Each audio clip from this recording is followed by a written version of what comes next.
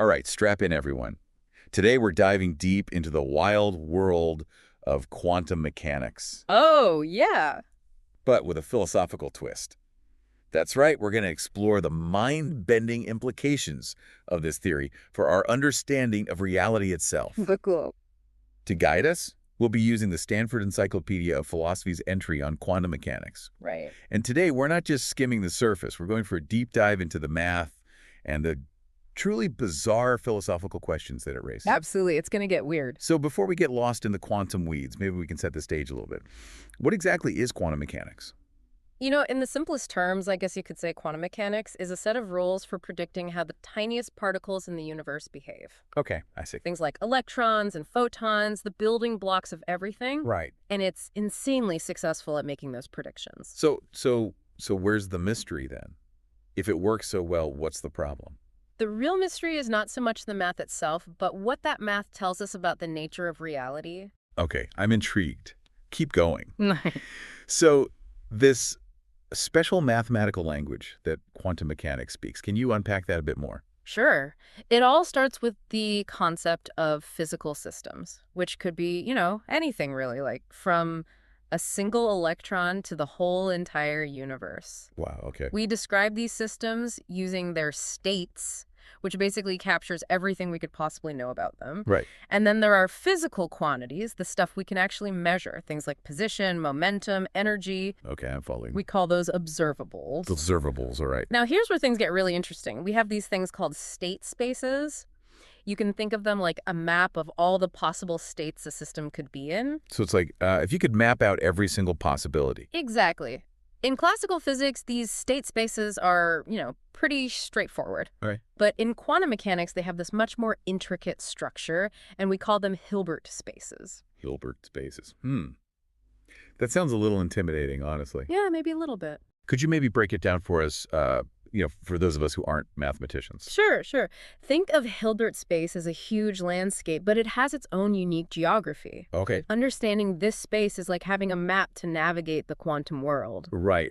I see. And the points on this map, the locations, they are represented by Vectors. vectors. Oh, like those arrows we used in high school geometry, right? Exactly. Each vector represents a specific state that a quantum system could be in. I see. Just like in geometry, we can add vectors together, scale them, even measure the angle between them using something called an inner product. Right. Okay. And why are these mathematical tools so important? Well, they're essential for understanding how quantum states relate to each other. Okay. Got it. So, you see, Hilbert space is like a vast canvas where the drama of quantum mechanics unfolds. I love that. That's a great image. And these vectors, they give us a way to grasp how quantum systems actually behave. All right. I'm with you so far. So we've got Hilbert space and these vectors, but then there's also this thing called a wave function, right? Yeah, the wave function. It's a mathematical function that describes the state of a quantum system. Think of it like a blueprint. The blueprint. Okay, it tells us how much of each basis vector we need to combine to represent a specific state.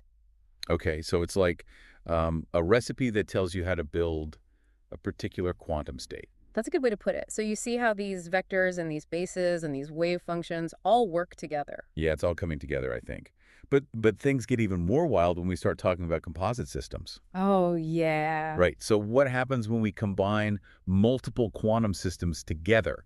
How does that change things? That's where the tensor product comes in. Tensor product. Okay, tell me more. It's a mathematical rule that allows us to merge the Hilbert spaces of individual systems. So we're basically combining the maps of the individual systems to create a map of the whole, right? Right. But here's the mind-blowing part. Even if we know the exact states of each individual system, Yeah. the state of the combined system isn't always clear-cut. Wait, hold on. How is that possible? It's like saying knowing all the ingredients doesn't tell you what the cake will taste like. That's a fantastic analogy. Is it? Okay, good. It suggests that there are qualities that emerge from the interaction of the parts. Qualities that wouldn't exist if you just looked at the individual pieces on their own. So the whole really can be greater than the sum of its parts in the quantum world. Absolutely. This has pretty big implications for our understanding of how reality works, wouldn't you say? It definitely challenges our everyday intuition. Yeah, it does. So what else does this quantum landscape have in store for us?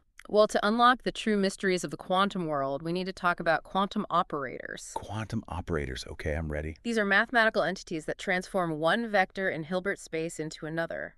So they're like what? The architects of Hilbert space, shaping and reshaping the quantum landscape? I like that, yeah. That's a great way to think about it. Now, among these operators, we have this special class called Hermitian operator. Hermitian operators, all right. And they're super important because they represent the physical quantities that we can measure, our observables. Ah, oh, Their eigenvalues represent the possible outcomes of those measurements. eigenvalues. I'm not sure I follow. Let's say you're measuring the energy of a quantum system. The Hermitian operator that represents energy, it'll have a set of specific values, its eigenvalues. Okay. These eigenvalues correspond to the possible energy levels the system could have. So the eigenvalues are like the allowed energy states for the system. Precisely. And when we measure the system, we are basically forcing it to choose one of those allowed energy states. I see, I think. So these operators, these eigenvalues, these measurements, they're all tied together. They are. They're the keys to understanding the quantum world. This is all very abstract, though. Got any examples? Let's consider the hydrogen atom. It's one of the simplest atoms in the universe. Yeah. Now, the electron in a hydrogen atom can only exist in specific energy levels. Right. These levels are determined by the eigenvalues of the Hamiltonian operator, which represents the total energy of the atom. Ah, so the Hamiltonian operator is like the rule book for the electron's energy. Exactly. When we measure the hydrogen atom's energy, we always find it to be one of those specific allowed values, never anything in between. So it's like the electron is playing a cosmic game of hopscotch, jumping between these predefined energy levels. I like that. It's a great way to picture it. Okay, so we have our Hilbert space, our vectors, our wave functions, and our operators. What's next in our quantum adventure? Now we need to learn the rules of the game. And those rules, my friend, are laid down in something called the postulates. Postulates. Okay, tell me more. They're the fundamental principles of quantum mechanics, the bedrock on which the whole theory is built. And they lead to some truly mind-boggling consequences, right? Consequences that challenge our whole understanding of reality. Oh, absolutely. You have no idea. All right, then, lead the way. Let's dive into those postulates and see what kind of philosophical rabbit holes they lead us down. Let's do it. All right, so let's untangle these quantum postulates. The first one says that the state of a physical system, it's represented by a unit vector in Hilbert space. It's like giving a unique address to every possible state in our quantum city. Okay, each point in Hilbert space is a distinct state the system could occupy. What's the second one about? Second postulate, it dives into the heart of measurement.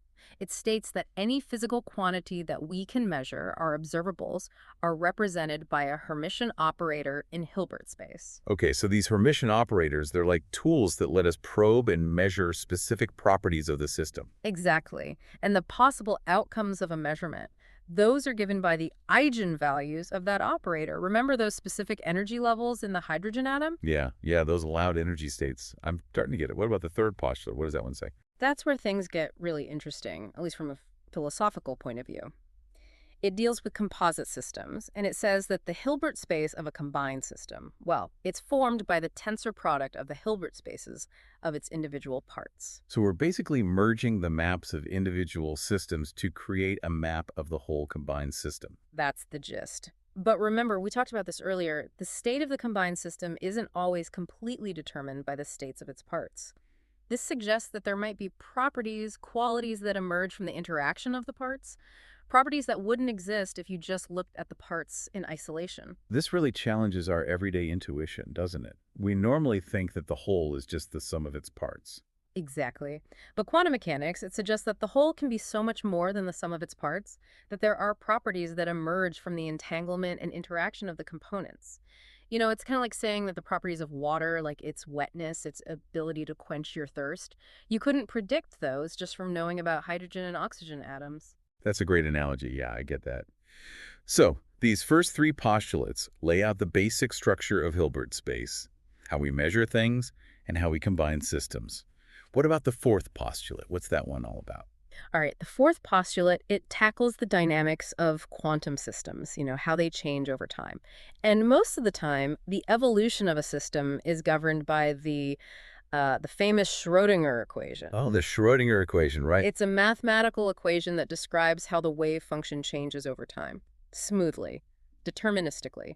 So if we know the initial state of the system and we know the forces that are acting on it, we can use the Schrödinger equation to predict its future state. Just like that. Pretty much, yeah. It's like having a set of traffic laws that govern the movement of particles in our quantum city. But here's where things get a little tricky. This smooth, deterministic evolution, it only applies when we're not making measurements. What do you mean? Like, what happens when we do make a measurement? Does the system just ignore the Schrödinger equation? In a sense, yes. When we make a measurement, something really drastic happens. You see, the system state, which could be in a superposition of multiple states before the measurement, it suddenly collapses into just one of those states. Superposition and collapse. Those are pretty big words. Can you explain what they mean in this context? Sure.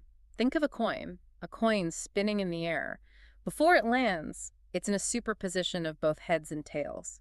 We can't know for sure which way it will land, but once it lands, it collapses into a definite state, either heads or tails. Okay, I see. I think. It's the same with a quantum system. It can exist in a superposition of multiple states at the same time, but when we measure it, it collapses into a definite state. So it's like the act of measurement is forcing the system to choose one path from all the possibilities. Does this mean that reality itself is fuzzy, indeterminate until we measure it? That is a fantastic question, and it leads us to the heart of the measurement problem, maybe one of the most perplexing and debated issues in all of quantum mechanics. The measurement problem, huh? Sounds like we were about to get into some serious philosophical territory. Tell me more. Tell me more. The measurement problem arises from, well, it arises from this apparent conflict. The conflict between that smooth, deterministic evolution described by the Schrödinger equation and the sudden probabilistic collapse that happens during a measurement. This collapse, it isn't explicitly described by the Schrödinger equation. It's like this extra rule that we have to add to the theory just to explain what we observe. So we have this really elegant mathematical framework. It beautifully describes the evolution of quantum systems. But then we need to add this extra rule, this collapse thing, just to account for what happens when we look at the system. Exactly. And this raises so many questions. What actually triggers this collapse? Is it the interaction with the measuring device? Does it need a conscious observer? And if it does that mean consciousness plays a fundamental role in shaping reality? Wow. Those are some deep questions, really deep. I mean, we're talking about the very nature of reality here. Observation, the role of the observer. Are we getting into metaphysics now? I'd say we are. And this measurement problem, it's led to a whole bunch of interpretations of quantum mechanics. Each one offers a different perspective on how to make sense of this whole thing. How to reconcile the math with what we actually experience. So these interpretations are basically trying to answer the question, what does it all mean? That's a great way to put it, yeah. They're trying to grapple with these implications of superposition and collapse, and the role of the observer. They're like different philosophical lenses to view the quantum world. Okay, I'm definitely hooked.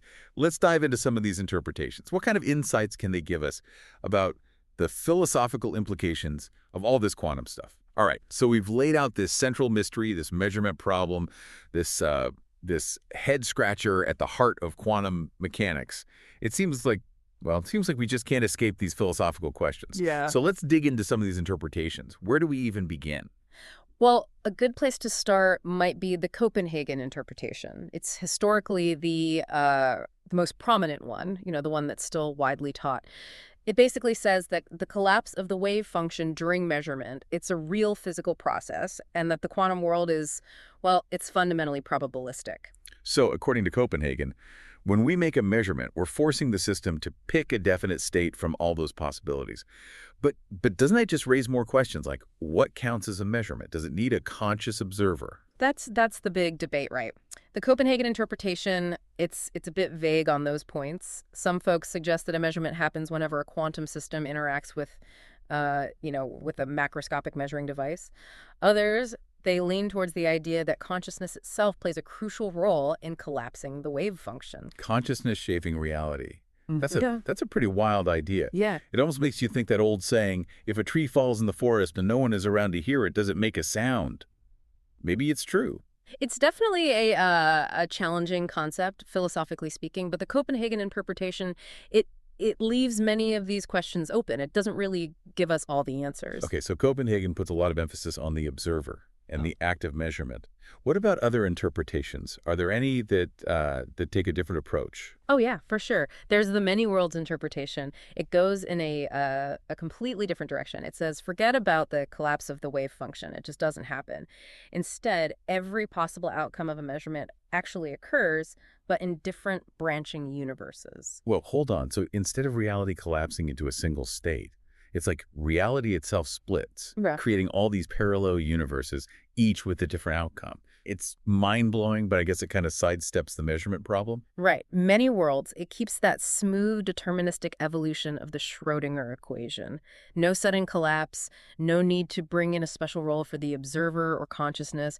It's just that reality is constantly branching with every quantum event, creating this vast multiverse of possibilities. A multiverse. It's like something out of science fiction. But doesn't it also create its own problems? Like if we can't access these other universes, how can we even say the multiverse is a real thing? Yeah. Can we even test it? Yeah, that's a valid point. Many worlds has its critics for sure. Some say it's not testable, while others find the idea of an infinite multiverse a bit too much to swallow. So we have Copenhagen with its observer-dependent reality and many worlds with its crazy multiverse. Are there any interpretations that try to stick a little closer to our single observable reality, something a bit more down to earth? There are, yeah. Bohmian mechanics, also called pilot wave theory. It tries to bring back determinism to quantum mechanics. It does this by adding hidden variables that guide the paths of particles. So instead of particles existing in this fuzzy cloud of probability, they actually have definite positions and momenta all the time, even when we're not looking. Sounds like it's going back to a more classical view of the world. In some ways, yes, but there's a catch. The hidden variables in Bohmian mechanics, they're non-local, meaning they can influence particles instantaneously, even across vast distances, faster than the speed of light. So even in this seemingly more deterministic interpretation, we still have some of that spookiness of quantum It mechanics. seems that way, yeah. And, well, Bohmian mechanics has gained some traction lately, but it still has its fair share of criticisms. Some physicists argue that the non-locality is just as weird and counterintuitive as the probabilistic nature of the Copenhagen interpretation. So it looks like we're left with this amazing puzzle. Mm. Quantum mechanics gives us this powerful mathematical framework for understanding the microscopic world. But it also leaves us with these profound philosophical questions about what's real, what measurement really means, and even maybe about the nature of consciousness. Is there even a right answer? Or are we just going to keep debating this forever? You know, that's the beauty of it all, the beauty and the challenge of quantum mechanics. It forces us to confront the limits of our understanding and to wrestle with questions that go to the very heart of what it means to exist. Choosing between interpretations often comes down to your philosophical assumptions, what makes the most sense to you. So it's like we're choosing our own adventure, our own path through this quantum landscape. I like that. And that journey, well, it's just beginning. There's so much more to learn, to discover. And every new finding, every breakthrough, it's just going to spark even more philosophical debate, more wonder. This has been quite a journey, for sure. Exploring Hilbert spaces, wrapping our heads around the measurement problem, even peeking into the multiverse. It's been a real roller coaster ride. Yeah. Any final thoughts for our listeners out there who are, philosophically inclined? If quantum mechanics teaches us anything, it's that reality is much stranger, much more mysterious than we might have ever imagined. So never stop questioning, keep exploring, keep pushing the boundaries of what we think we know about the universe and our place in it. Beautifully said. Thanks for joining us on this deep dive into the philosophical depths of quantum mechanics. Until next time, keep those minds open and keep wondering about the nature of reality.